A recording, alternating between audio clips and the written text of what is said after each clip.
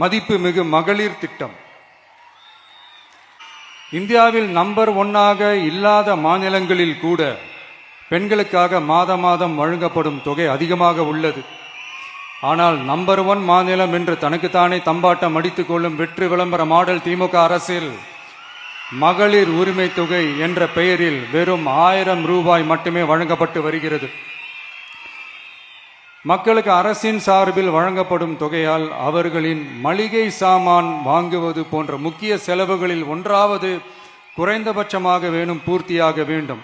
அந்த எண்ணத்தின் அடிப்படையில் யோசித்ததால் நாம் அமைக்க போகும் மக்கள் அரசு இனி 60 வயது வரை உள்ள அனைத்து குடும்ப தலைவிகளுக்கும் மாதம் 2500 ரூபாய்